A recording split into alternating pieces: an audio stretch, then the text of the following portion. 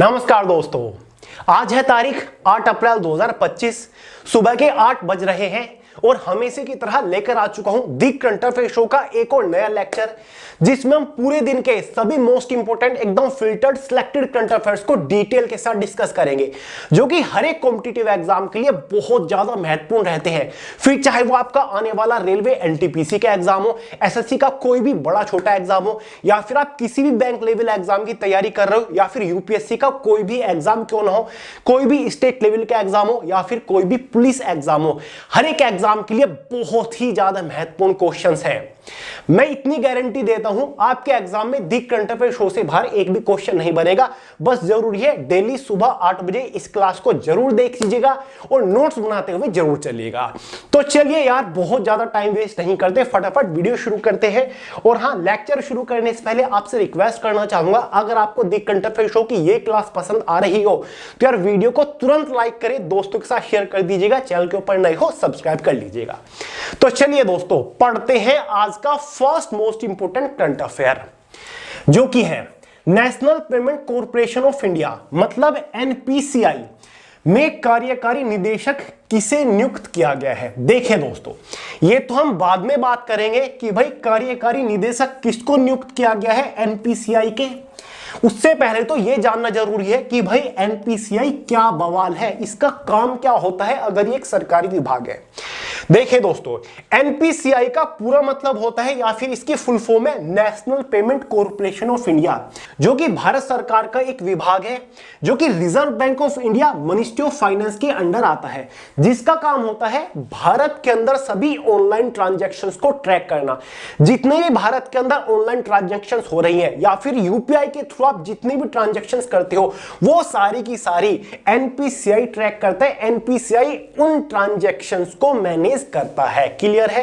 तो इस विभाग को बनाया था reserve bank of India ministry of finance ने। क्लियर है? इस विभाग का जो गठन हुआ था, नोट करके चलिएगा, 19 दिसंबर 2008 में यह विभाग अस्तित्व में आया था। इसका हेडक्वार्टर मुंबई महाराष्ट्र के अंडर ही है। बात आ चुका हूं, मालिक कौन है? Reserve bank of India ministry of finance. Clear है? फिलहाल इसके एमडी सीईओ कौन है? दिलीप जी। दिलीप जी इसके एमडी और सीईओ है। अजय कुमार चौधरी इसके नॉन एग्जीक्यूटिव चेयरमैन है। ठीक है? एनपीसीआई के अंडर एक और विभाग आता है, मतलब इसकी एक और सब्सिडरी है, जिसका नाम है एनआईपीएल, जिसका मतलब है एनपीसीआई इंटरनेशनल पेमेंट्स लिमिटेड। यानी कि दोस्तों, जो ऑनलाइन इंटरनेशनल ट्रांजैक्शंस होती है, उनको कौन ट्रैक करता है, उनको कौन मैनेज करता है? एनआईपीएल, जो कि एनपीसीआई की ही एक सब्सिडरी है। क्लियर है? इसका गठन करा था अप्रैल 3, 2002 में एनपीसीआई ने। क्लियर है दोस्तों? तो भाई क्वेश्चन क्या पूछ रहा था कि एनपीसीआई के नए एग्जीक्यूटिव डायरेक्टर किसको नियुक्त किया गया है। तो आपके सामने स्क्रीन के ऊपर है, इनका पूरा नाम है सोहिनी राजोला। सोहिनी राजोला को एनपीसीआई की नई कार्यकारी निदेशक नियुक्त किया गया है। एनपीसीआई के बारे में सारी जानकारी मैंने आपको दे दी, स्क्रीन के ऊपर है, नोट डाउन आप कर सकते हैं। समझ गए? नेक्स्ट इंपोर्टेंट करंट अफेयर है, युवा स्पार्क के संस्थापक आकर्ष श्रॉफ को किस पुरस्कार से सम्मानित किया गया है। तो भाई ये तो हम बाद में बात करेंगे कि भाई इनको किस पुरस्कार से सम्मानित किया गया। पहले तो युवा स्पार्क है क्या, जिसके संस्थापक आकर्ष श्रॉफ है। देखिए दोस्तों, युवा स्पार्क एक संस्था है जो कि जमीनी स्तर पर जो स्कूल है या फिर युवा है, उनको मदद करता है स्कूल को विस्तार करने में, स्कूल को और ज्यादा मॉडर्नाइज करने में उनकी मदद करता है, उनकी हेल्प करता है। यह संस्था है युवा स्पार्क, जिसकी स्थापना आकर्ष श्रॉफ ने ही करी थी। डेफिनेशन आप देख लीजिए, महज 17 साल की उम्र में आकर्ष श्रॉफ ने 2018 में हाई स्कूल के छात्र के रूप में युवा स्पार्क की शुरुआत करी थी, जिसका उद्देश्य जमीनी स्तर पर शिक्षा प्रणाली में सुधार करना है। क्लियर है? छात्रों के नेतृत्व वाली पहल के रूप में शुरू हुआ यह अभियान जल्द ही शैक्षिक समानता और नवाचार के लिए एक राष्ट्रीय व्यापी आंदोलन में बदल गया है। यानी कि इन्होंने बहुत बड़ा काम किया है। समझ गए दोस्तों? अब बात करते हैं कि भाई किस अवार्ड से इनको सम्मानित किया गया है। ये तो पता चल गया कि जो हमारे हाई स्कूल्स होते हैं उनकी शिक्षा प्रणाली को सुधारने का काम करती है इनकी संस्था, जिसका नाम है युवा स्पार्क। अब बात करते हैं आकर्ष श्रोफ, जिनको इस पुरस्कार से सम्मानित किया गया। वो कौन सा पुरस्कार है? तो भाई पुरस्कार है हमारा नेशनल यूथ अवार्ड, यानी कि राष्ट्रीय युवा पुरस्कार से इनको सम्मानित किया गया है क्योंकि इन्होंने इतना बड़ा काम जो किया है। क्लियर है? अब राष्ट्रीय युवा पुरस्कार किसको दिया जाता है? यह दिया जाता है अंडर 30 वालों को, यानी कि जिनकी एज 30 साल से कम है, यानी कि जो युवा है और युवा किसी क्षेत्र में कुछ हटके कुछ बड़ा काम करते हैं, समाज के लिए कुछ बड़ा काम करते हैं, जैसे कि खेल के क्षेत्र में कुछ काम किया है या फिर शिक्षा के क्षेत्र में कुछ काम किया है, संस्कृति के क्षेत्र में, आर्ट के क्षेत्र में कुछ काम किया है, स्वास्थ्य के क्षेत्र में अगर कुछ बड़ा काम किया है, उन युवाओं को राष्ट्रीय युवा पुरस्कार से सम्मानित किया जाता है। अब देखें दोस्तों, राष्ट्रीय युवा पुरस्कार के बारे में और जानकारी ले लेते हैं। इस बार इस पुरस्कार से इनको 3 अप्रैल 2025 को राष्ट्रीय युवा पुरस्कार से सम्मानित किया गया है। किसके द्वारा सम्मानित किया गया है? केंद्रीय मंत्री मनसुख मांडविया, संसद भवन नई दिल्ली में इनको सम्मानित किया गया। केंद्रीय मंत्री मनसुख मांडविया कौन है? मिनिस्ट्री ऑफ यूथ अफेयर, साथ ही स्पोर्ट मिनिस्टर ये है, नोट करिए। पुरस्कार की स्थापना किसके द्वारा की गई? युवा मामले और खेल मंत्रालय द्वारा, भारत सरकार द्वारा इस पुरस्कार की स्थापना की गई थी। क्लियर है दोस्तों? तो इस बार नेशनल यूथ अवार्ड किसको दिया गया है? आकर्ष शर्मा को दिया गया है, जो कि फाउंडर है युवा स्पार्क के। अब देखिए दोस्तों, ये जो नेशनल यूथ अवार्ड है ये किन किन कैटेगरी में दिया जाता है? शिक्षा, स्वास्थ्य, नवाचार, संस्कृति, मानव अधिकार, खेल, पर्यटन, सामुदायिक सेवा। राष्ट्रीय युवा पुरस्कार भारत में युवाओं को निम्नलिखित क्षेत्रों में असाधारण योगदान के लिए दी जाने वाला सर्वोच्च नागरिक सम्मानों में से एक है। कितना प्यारा क्वेश्चन था। नेक्स्ट है, राज्यसभा में वक्फ संशोधन विधेयक 2025 के पक्ष में कितने वोट मिले? 3 दिन से यह क्वेश्चन मेरे सामने आ रहा है, इसीलिए बहुत ज्यादा महत्वपूर्ण एग्जाम में जरूर पूछा जाएगा। तो पहले हम इससे रिलेटेड कुछ बेसिक इंफॉर्मेशन इकट्ठा कर लेते हैं। देखिए दोस्तों, वक्फ बोर्ड 1913 में अस्तित्व में आया। अंग्रेजों ने इसकी शुरुआत करी थी जब अंग्रेज भारत के ऊपर राज कर रहे थे। इन्होंने इसकी शुरुआत इसलिए करी थी कि भाई जो धनी लोग हैं, जो बड़े जमींदार लोग हैं, जिनके पास ज्यादा संपत्ति है, वो अगर अपनी संपत्ति दान करना चाहे तो वो कर सकते हैं। उस संपत्ति से हम कुछ धर्म के लिए काम करेंगे, स्कूल कॉलेज वगैरह बनवा देंगे। क्लियर है? तो शुरुआत में 1913 में व्यक्तिगत तौर पे, व्यक्तिगत स्तर पे इसको लॉन्च किया गया था। उसके बाद 1923 में एक वक्फ एक्ट जारी किया गया, जिसके बाद इसको एक कानूनी रूप दिया गया। उसके बाद 1947 में भारत आजाद हुआ। भारत और पाकिस्तान 2 हिस्सों में बंट गए थे। जो पाकिस्तानी लोग पाकिस्तान में रह गए, मतलब जो मुस्लिम लोग पाकिस्तान की तरफ चले गए, उनके पीछे जो संपत्ति रह गई थी वो वक्फ बोर्ड ने कब्जे में ले ली थी अपने। क्लियर है? उन्होंने कह दिया कि इस संपत्ति को क्लेम करने वाला कोई नहीं, ये संपत्ति अब वक्फ बोर्ड की है, इसको हम धर्म के कामों में लगाएंगे, मस्जिद वगैरह बनवाएंगे, स्कूल मदरसे वगैरह या फिर कॉलेज वगैरह हम बनवाएंगे। क्लियर है दोस्तों? अब देखिए दोस्तों, एक और चीज मैं आपको बताना चाहूंगा। वक्फ बोर्ड में जो लास्ट संशोधन हुआ था वो 1995 में हुआ था। उसके बाद अब जाके फाइनली 2025 में इसमें संशोधन किए गए। 5 से 6 बड़े संशोधन इस बार किए गए हैं। अब आपके दिमाग में सवाल आ रहा होगा कि भैया वक्फ है क्या? इस शब्द का मतलब क्या होता है? वक्फ जो शब्द है एक अरबी भाषा से लिया गया शब्द है, जिसका मतलब होता है वकूफा। वकूफा, वकूफा शब्द से लिया गया है। वकूफा शब्द का मतलब होता है संरक्षित कर लेना या फिर बांध देना। क्लियर है? उसी शब्द से बना है वक्फ, यानी कि जो ऐसी जमीन या फिर संपत्ति है जिसको संरक्षित कर लेता है वक्फ बोर्ड और उसको धर्म के कामों में इस्तेमाल करता है। वक्फ बोर्ड की अपनी कुछ मनमानियां भी चल रही थी 1995 से। ये किसी भी जमीन के ऊपर हक जमा लेते थे और कहते थे ये वक्फ बोर्ड की है, और उसके प्रति कोई अपील भी नहीं कर सकता था हाई कोर्ट, सुप्रीम कोर्ट में। आखिरी फैसला वक्फ बोर्ड का ही हुआ करता था। क्लियर है? अगर कोई सरकारी संपत्ति पड़ी है उसके ऊपर भी वक्फ बोर्ड ने कई बार अपना अधिकार जमाया है। तो इन्हीं मनमानियों के ऊपर कंट्रोल करने के लिए फाइनली सरकार ने इस बिल को पास किया है। लोकसभा राज्यसभा में इस बिल को जारी किया है। ठीक है? फाइनली ये संसद के द्वारा बिल जारी हो चुका है, पास हो चुका है 5-6 बड़े बदलावों के साथ। अब सवाल क्या पूछा जा रहा है, राज्यसभा में वक्फ संशोधन विधेयक 2025 के पक्ष में कितने वोट मिले। क्लियर है। अब देखिए दोस्तों, अगर कोई अमेंडमेंट पास कराना है सबसे पहले लोकसभा में जाता है, उसके बाद राज्यसभा में आता है। ठीक है, अगर उसको बहुमत मिलता है तभी वो पास हो पाता है। तो यहां पर पूछ रहे राज्यसभा में कितनी वोटें मिली।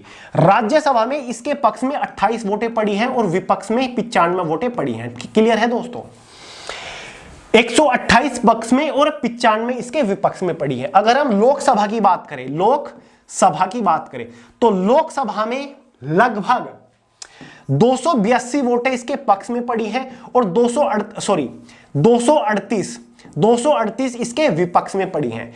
टोटल पार्टिसिपेट कितना करा था लोकसभा में, 520 कैंडिडेट्स ने यहां पर वोट डाली थी लोकसभा में। तो दोनों सदनों में से इस बिल को पास कर दिया गया है। क्वेश्चन में राज्यसभा का पूछा जा रहा है तो सही आंसर हो जाएगा 128 वोटें इसके पक्ष में पड़ी हैं। नेक्स्ट है, ये तो क्वेश्चन हो ही गया, मैंने आपको बता ही दिया है। नेक्स्ट है, केंद्र सरकार ने देश भर में कितने नए एकलव्य मॉडल आवासीय विद्यालय शॉर्ट फॉर्म में EMRS स्थापित करने का लक्ष्य निर्धारित किया है। देखिए दोस्तों, पूरे भारत के अंदर अलग अलग स्टेट में जगह जगह EMRS है। ठीक है, EMRS का मतलब होता है एकलव्य मॉडल रेजिडेंशियल स्कूल। तो 2018-19 में सरकार ने एक कार्यक्रम शुरू किया था जिसके तहत उन्होंने एक नंबर डिसाइड किया था कि हम आने वाले कुछ सालों में पूरे भारत के अंदर इतने और नए EMRS स्कूल बनाएंगे।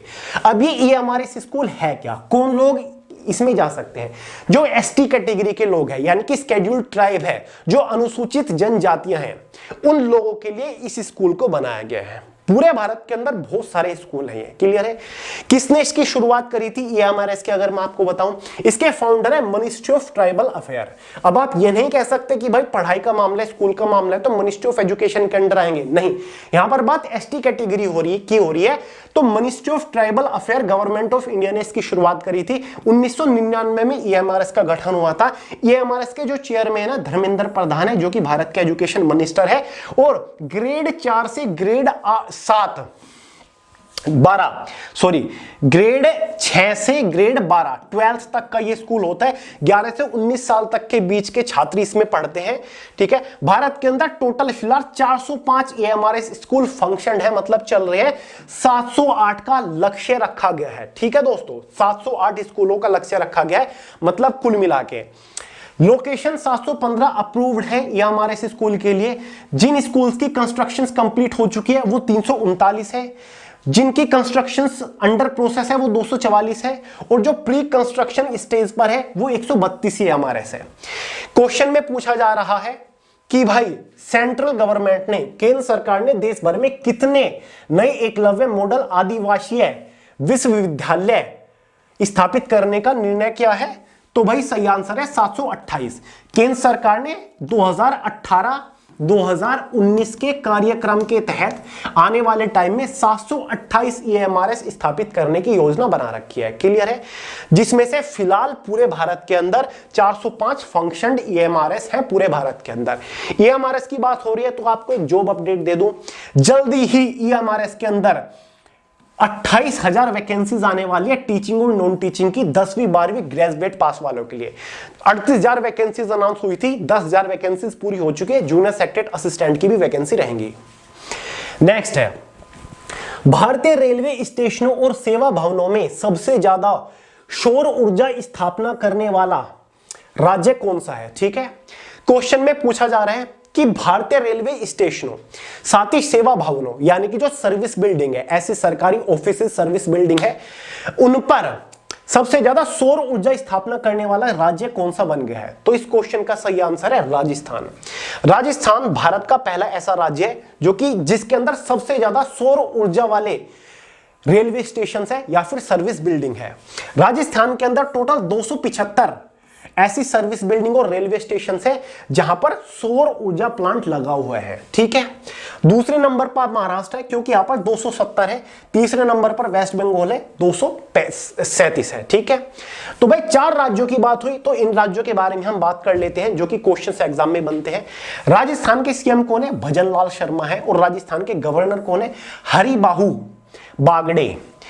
महाराष्ट्र के सीएम कौन है? देवेंद्र। साथ ही महाराष्ट्र के गवर्नर कौन है? सीपी राधाकृष्णन। वेस्ट बंगाल की सीएम कौन है? ममता बनर्जी। वेस्ट बंगाल के गवर्नर कौन है? सीवी आनंद बोस। तमिलनाडु के सीएम कौन है? MK Stalin. तमिलनाडु के गवर्नर कौन है? आरएन रवि। ये चीज मैंने आपको ऐसे हवा भर में क्लियर नहीं कराई, एग्जाम में क्वेश्चन बनते हैं। बहुत सारे राज्य के नए सीएम बनाए गए हैं, हाल ही में गवर्नर चुने गए हैं, तो एग्जाम में क्वेश्चन बनेंगे, फिर चाहे वो सीजीएल का एग्जाम हो या फिर एमटीएस या फिर रेलवे का एग्जाम हो। नोट करिए सारी की सारी चीजें। नेक्स्ट क्वेश्चन, नामीबिया की पहली महिला राष्ट्रपति कौन बनी है? नामीबिया वेस्ट साउथ अफ्रीका का एक देश है जिसमें पहली बार कोई महिला राष्ट्रपति बनी है, इसीलिए ये क्वेश्चन बहुत ज्यादा इंपॉर्टेंट हो जाता है। इसका आंसर मैं आपको बता दूं, सही है नेटुम्बो नंदी नदेतवाहा। अजीब सा नाम है। नामीबिया देश की पहली महिला राष्ट्रपति किनको चुना गया है? नेटुम्बो नंदी नदेतवा। नोट करिए। अब हम यहां पर नामीबिया के बारे में बात करेंगे, जिसकी कैपिटल है विंडोएक, करेंसी है नामीबियन डॉलर, पॉपुलेशन है 29.6 लाख 2023 वर्ल्ड बैंक के अनुसार, ऑफिशियल लैंग्वेज इंग्लिश है। नामीबिया के अंदर सबसे फेमस नेशनल पार्क कौन सा है? इटोशा नेशनल पार्क है, जो कि चीतों के लिए प्रसिद्ध है। क्लियर है? प्रेसिडेंट कौन है? न्यूटम्बो नादी नदीतवा। अजीब सा नाम है। प्राइम मिनिस्टर कौन है? अल्जहा नोगोरे। अब दोस्तों कुछ ऐसे देश हैं जिनके प्राइम मिनिस्टर प्रेसिडेंट एग्जाम में पूछे जाते हैं और 2024 में सबसे ज्यादा बार पूछे गए, जैसे कि कनाडा के प्राइम मिनिस्टर के बारे में बहुत ज्यादा पूछा जाता है, जो कि मार्क कार्ने है। यूएस के वाइस प्रेसिडेंट कौन है? प्रेसिडेंट तो आपको पता है डोनाल्ड ट्रंप चुने गए हैं, वाइस प्रेसिडेंट है जेम्स डेविड। यूनाइटेड किंगडम के प्राइम मिनिस्टर कौन है? कियर स्टारमर। नेपाल के प्राइम मिनिस्टर कौन है? केपी शर्मा ओली है। ऑस्ट्रेलिया के प्राइम मिनिस्टर कौन है? एंथोनी अल्बांजे। ठीक है, नोट करिए। और ये है दोस्तों जो कि नामीबिया की पहली महिला राष्ट्रपति चुनी गई है। इंपॉर्टेंट है, नोट करके चलिएगा। और प्राइम मिनिस्टर मैंने आपको बता दिया कौन है? एलिजहा नागुरे। नेक्स्ट क्वेश्चन है, स्पोर्ट्स से रिलेटेड है। बी सुमित रेड्डी ने संन्यास की घोषणा की है, वह किस खेल से संबंधित है? वेरी वेरी इंपॉर्टेंट क्वेश्चन है, एग्जाम में गारंटीली पूछा जाएगा, लिख के ले लीजिए, क्योंकि सबसे ज्यादा क्वेश्चन करंट अफेयर में स्पोर्ट्स से रिलेटेड बनते हैं हर एक शिफ्ट में। तो एक नाम दिया गया है बी सुमित रेड्डी, इन्होंने हाल ही में संन्यास की घोषणा कर दी है। ये इन चारों में से किस खेल से संबंधित है? और दोस्तों पिछले महीने मतलब साल 2025 में बहुत सारे बड़े खिलाड़ियों ने संन्यास की घोषणा करी है। मैं आपको बताऊंगा, एग्जाम में क्वेश्चन बनेंगे। तो पहले तो बी सुमित रेड्डी के बारे में बात करते हैं। यहां पर देखिए definition, B Sumeeth Reddy is an Indian former badminton player. पता चल गया, ये एक बैडमिंटन प्लेयर है। He was part of Indian team that clinched the gold medals in the 2016-2019 South Asian game. यानी कि जो बैडमिंटन में 2016 और 2019 में साउथ एशियन गेम्स में गोल्ड मेडल जीता था, ये उसके पार्ट था, हिस्सा थे। साथ ही दोस्तों also claimed the man double gold with Manu Atri. 2016 में भी इन्होंने मनु अत्री के साथ मैन डबल्स में गोल्ड मेडल जीता है। इनका जन्म 26 सितंबर 1991 में हुआ था। इनके टीममेट रह चुके हैं अश्वनी पुनप्पा, पीवी सिंधु, साथ ही गायत्री गोपीचंद के साथ ये खेल चुके हैं। समझ गए? तो क्वेश्चन का सही आंसर है भाई ये है बैडमिंटन खिलाड़ी। तो भाई सुमित रेड्डी जो है, सुमित रेड्डी, बी सुमित रेड्डी, ये एक बैडमिंटन प्लेयर है जिन्होंने हाल ही में अपनी संन्यास की घोषणा करी। अब बैडमिंटन की बात हो रही है तो बैडमिंटन की सबसे प्रसिद्ध खिलाड़ी कौन है भारत के अंदर? पीवी सिंधु, जिनका पूरा नाम है पुशरला वेंकटा सिंधु। नोट करिए, पूरा नाम क्या है? पुशरला वेंकटा सिंधु। यह फैक्ट बहुत महत्वपूर्ण है, क्वेश्चन को नोट करके चलिएगा। पीवी सिंधु का जन्म 5 जुलाई 1995 में हुआ था। पीवी सिंधु को कौन कौन से अवार्ड से सम्मानित किया जा चुका है? अर्जुन अवार्ड 2013 में, पद्मश्री अवार्ड 2015 में, पद्म भूषण अवार्ड 2020 में, मेजर ध्यानचंद खेल रत्न 2016 में इनको दिया जा चुका है। पीवी सिंधु के पास कौन कौन से मेडल हैं? 2016 में ओलंपिक में सिल्वर मेडल इन्होंने जीता, 2020 ओलंपिक में ब्रोंज मेडल इन्होंने जीता, 2018 कॉमनवेल्थ में इन्होंने गोल्ड मेडल जीता। 2022 ब्रिमिंगम कॉमनवेल्थ में भी इन्होंने गोल्ड मेडल जीत रखा है। 2022 में डबल में इन्होंने सिल्वर मेडल जीत रखा है। तो पीवी सिंधु मोस्ट इंपोर्टेंट है। अब मैंने एक बात करी थी कि भाई इस साल कितने ही बड़े खिलाड़ियों ने अपनी संन्यास की घोषणा करी। जैसे कि हॉकी के कौन से प्रसिद्ध खिलाड़ी हैं जिन्होंने अभी संन्यास की घोषणा करी है? वंदना कटारिया, जिन्होंने 1 अप्रैल 2025 को संन्यास ले लिया है हॉकी से, जो कि कप्तान भी रह चुके हैं हॉकी टीम की। ठीक है। फुटबॉल से हाल ही में सुनील छेत्री ने 16 मई 2024 को संन्यास की घोषणा करी थी। क्लियर है। टेबल टेनिस से अचंता शरत कमल, ठीक है, जिनको खेल रत्न से भी सम्मानित किया जा चुका है, 30 मार्च 2025 को टेबल टेनिस से इन्होंने संन्यास की घोषणा कर दी है। तो ये 3-4 वो खिलाड़ी हैं जिन्होंने हाल ही में अपने खेल से संन्यास की घोषणा करी है। क्वेश्चन था बी सुमित रेड्डी से रिलेटेड, जो कि एक बैडमिंटन खिलाड़ी है, इन्होंने भी संन्यास की घोषणा कर दी है। नेक्स्ट है, भारत का नया वित्तीय सचिव किसे नियुक्त किया गया है? अति महत्वपूर्ण क्वेश्चन है, नियुक्ति से रिलेटेड क्वेश्चन है। भारत का नया वित्तीय सचिव किसे नियुक्त किया गया? वित्तीय सचिव किसे कहते हैं? Finance secretary. Finance secretary. अब देखिए दोस्तों, फाइनेंस सेक्रेटरी कौन होता है? जो भारत का फाइनेंस मिनिस्टर होता है ना, उसका प्रिंसिपल एडवाइजर, उसका चीफ एडवाइजर होता है फाइनेंस सेक्रेटरी। तो हाल ही में भारत के नए फाइनेंस सेक्रेटरी किसको चुना गया है, ये मैं आपको आगे बताऊंगा। उससे पहले बात करते हैं कि भाई इनसे रिलेटेड कुछ इंपॉर्टेंट फैक्ट के बारे में। देखिए दोस्तों,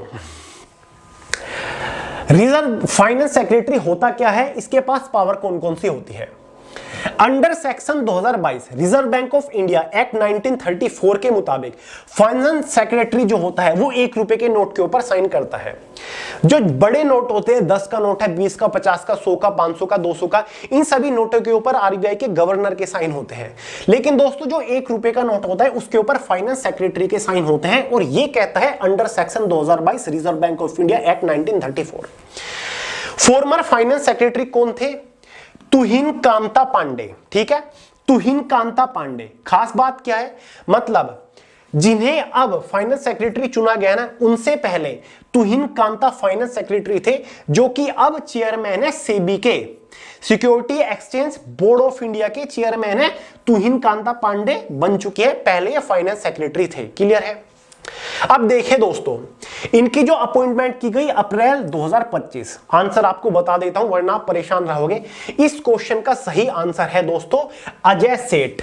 स्क्रीन के ऊपर आप देख रहे हैं, ये है अजय सेठ, जिनको हाल में फाइनेंस सेक्रेटरी के रूप में नियुक्त किया गया है, जिन्होंने तुहिन कांता पांडे की जगह ली है, जो कि सेबी के चेयरमैन बन चुके हैं। क्लियर है दोस्तों।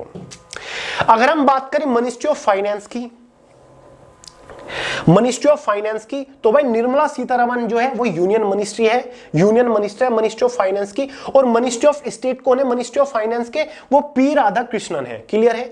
न्यू दिल्ली में फाइनेंस मिनिस्ट्री का हेडक्वार्टर है। 29 अक्टूबर 1946 को इसका गठन हुआ था। क्लियर है। भारत के यानी कि स्वतंत्र भारत का, फ्री इंडिया का फाइनेंस मिनिस्टर कौन था? पहला सर रामासमय चेटी कांदा समय, अजीब सा नाम है यार बहुत ही। 1947 से 48 के बीच में ये पहले फाइनेंस मिनिस्टर थे। क्लियर है। तो भाई इस क्वेश्चन का सही आंसर है अजय सेठ, जो कि हाल ही में फाइनेंस सेक्रेटरी के रूप में नियुक्त हुए हैं। तो भाई ये था आज का last most important current affair. उम्मीद करता हूं आपको पसंद आई होगी आज की क्लास। नोट्स आपने बना लिए होंगे, क्योंकि क्लास बहुत ज्यादा महत्वपूर्ण थी, नोट्स बनाने बहुत ज्यादा जरूरी है। कोई भी डाउट हो, कोई भी सवाल हो, बिंदास कमेंट करके पूछिएगा। कोई शिकायत हो, कोई सुझाव हो, कोई एडवाइस हो, वो भी कमेंट करके बताइएगा। वीडियो को लाइक कर दीजिएगा। आज की इस वीडियो में इतने ही करंट अफेयर थे, रिवीजन करते रहिएगा सभी नोट्स को। इस वीडियो में इतना ही था। पसंद आए हो लाइक करिएगा, दोस्त के साथ शेयर करिएगा, चैनल को सब्सक्राइब करना मत भूलिएगा। मिलते हैं अगली वीडियो में बहुत ही जल्द, तब तक के लिए जय हिंद।